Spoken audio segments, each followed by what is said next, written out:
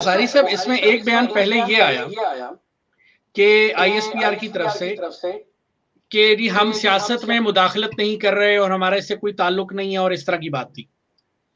اب یہی چیز اگر آپ یہ دیکھیے تو ان کا جو ریسنٹ بیان آیا کہ محمد زبیر کو ہم نے یہ کہہ دیا. اب دیکھنے کی بات یہ ہے کہ محمد زبیر عمر اگر آرمی چیف سے پرسنل کیپیسٹی میں ملنے گئے تھے، اگر گئے تھے، یہ بھی ایک کوشچن مارک ہے، تو وہاں پر D G I S I کیا کر رہے تھے؟ D G I S I کو کس نے مدعو کیا تھا؟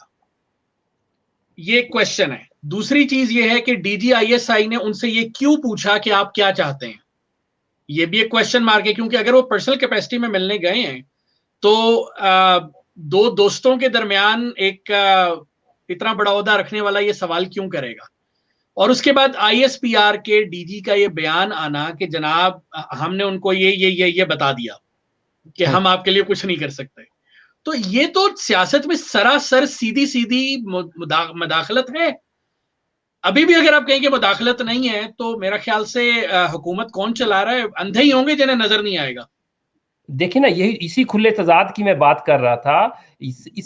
آپ کیا کریں کہ آپ کا جب اتنی طاقت ہے اور آپ کے جو سیاسی سپوکس پرسن ہیں شیخ رشید پنڈی کے جو ایم این اے ہیں، وہ جب کہہ رہے ہیں کہ ساری طاقت جو ہے ان کے پاس ہے، تو بھائی آپ آئین بھی تبدیل کر دیں، اس میں لکھ دیں کہ جناب اصل اختیار وہ جو ہے وہ چیف آف آرمی سٹاف کے پاس ہوگا، اور باقی بچے جمہورے ہیں، جس وقت بلائیں جس کو بلائیں جس طرح کر لیں. اور جو ریاست کے ادارے ہوتے ہیں، یعنی کہ عدلیہ، انتظامیہ یعنی کہ حکومت، اور مقننہ پارلیمنٹ، تو یہ بیکار چیزیں ہیں.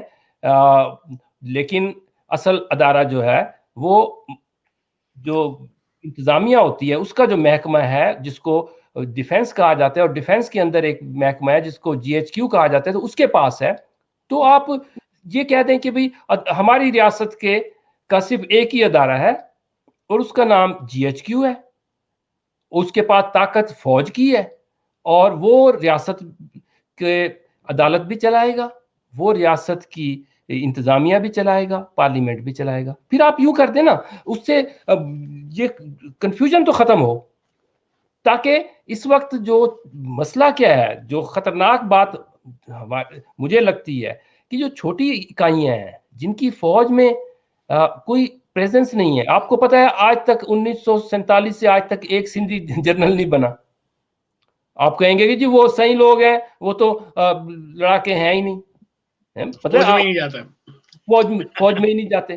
اچھا کہ جی ہم نے ایک چھاونی ایک کیڈٹ کالج بنا کے بھی دیکھ لیا. اچھا یقیناً چلو ایسا ہی صحیح، وہ نہیں جانا چاہتے، وہ نہیں لڑتے.